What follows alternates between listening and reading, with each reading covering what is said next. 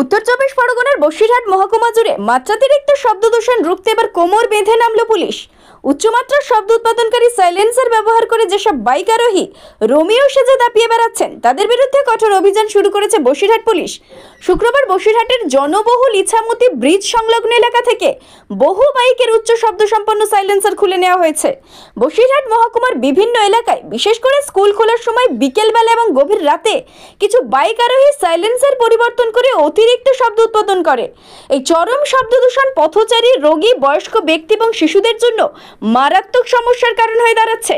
অতিরিক্ত জোরে বাইক চালিয়ে গিয়ে এমন একটি শব্দ যন্ত্রণা তৈরি করা হচ্ছে যার কারণে কচি কাঁচা থেকে শুরু করে বয়স্করা পর্যন্ত সমস্যায় পড়ছেন। এমনকি যাদের হৃদযন্ত্রের সমস্যা রয়েছে তারা এই বিকট বাইকের শব্দে ভয় পেয়ে যান। বয়স্কদের মধ্যে মাথা যন্ত্রণা, কানের সমস্যা এবং হৃদস্পন্দন বেড়ে যাওয়ার মতো লক্ষণও দেখা যাচ্ছে।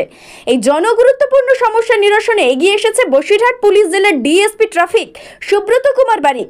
তার উদ্যোগে বসিরহাট ট্রাফিক পুলিশ এদিন জনবহুল এলাকা যেমন বোটঘাট, ইছামতি ব্রিজ এবং সীমান্ত রোডে বিশেষ অভিযান চালায়। যেসব যুবক উচ্চমানের শব্দ সম্পন্ন সাইলেন্সার লাগিয়ে দাপিয়ে বেড়াচ্ছিল তাদের হাতে নাতে পাকড়াও করা হয়। অভিযানে প্রচুর মোটর বাইক আটকানো হয় যেগুলোতে অবৈধভাবে উচ্চ শব্দ উৎপাদনকারী সাইলেন্সার লাগানো ছিল। পুলিশ সঙ্গে সঙ্গে সেই সব সাইলেন্সার খুলে নেয়।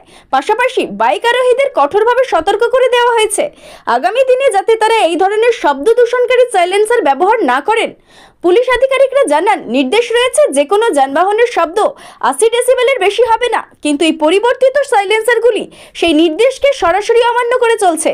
তারা আরও বলেন, যানবাহনে কেবল নিয়ন্ত্রণকারী সংস্থা কর্তৃক অনুমোদিত এবং পরিবেশ বান্ধব বৈজ্ঞানিক পদ্ধতিতে তৈরি সাইলেন্সারই ব্যবহার করতে হবে। বসিরহাট পুলিশ জেলার ডিএসপি ট্রাফিক সুব্রত কুমার বারিক জানিয়েছেন, সাধারণ মানুষের স্বাস্থ্য ও সুরক্ষার কথা মাথায় রেখে বসিরহাট ট্রাফিক পুলিশ এই ধরনের কর্মসূচি আগামী দিনেও চালিয়ে যাবে। সচেতনতার বার্তা প্রচারের পাশাপাশি আইন অমান্যকারীদের বিরুদ্ধেও কঠোর ব্যবস্থা নেওয়া হবে বলে তিনি জানান। পুলিশের এই পদক্ষেপে স্থানীয় মানুষজন স্বস্তি প্রকাশ করেছেন। গত কয়েকদিন ধরে হেলমেট বিভিন্ন অনেক বাইক যাচ্ছে, সেগুলো নিয়ে আমাদের অভিযান চলছে। সঙ্গে সঙ্গে মানুষকে সচেতন করছে যাতে হেলমেট ব্যবহার করে এবং বাইক চালায় এবং অ্যাক্সিডেন্ট থেকে যাতে রক্ষা পায়।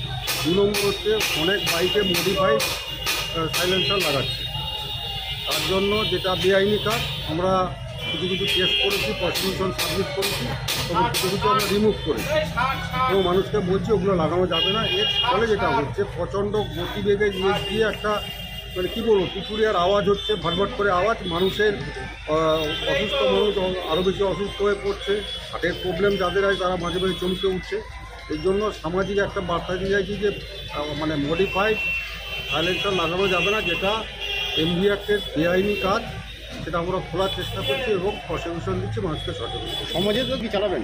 এটা কন্টিনিউ থাকবে, টোটাল কন্টিনিউ থাকবে, যাতে মানুষ এটা না ব্যবহার করে তার জন্য আমাদের এনশিওর করবে। বিভিন্ন জায়গায় তল্লাশি করবে রাস্তার উপর, বিভিন্ন জায়গা হচ্ছে, যে শুধু বোটঘাটে নয়, সারা বসিরহাটে বিভিন্ন প্রান্তে আমরা এটা অভিযান চালাই। স্যার, আরেকটা অভিযোগ, তাদের নিজেদের জীবন সংশয় অন্য মানুষকে জড়িয়ে নিচ্ছে, এই ব্যাপারটা কতটা কীভাবে? আমরা প্রতি মাসে বিভিন্ন জায়গায় সেভ লাইফ প্রোগ্রাম চলছে এবং বারবার বলা হচ্ছে হেলমেটের উপরে জোর দিচ্ছি। গত কয়েকদিন আগে আমরা মালঞ্চতে করেছি বা হাসনাবাদে করেছি, সব জায়গায় করছি, খোলাপোতাতে করেছি বা বাদুলিয়ায় করছি এবং মানুষকে বলছি, স্কুলের বাচ্চাদের বলছি, স্টুডেন্টদের বলছি, তাদেরকে। বসিরহাট থেকে হাসিনুজ্জামানের রিপোর্ট, ডিএন নিউজ বাংলা।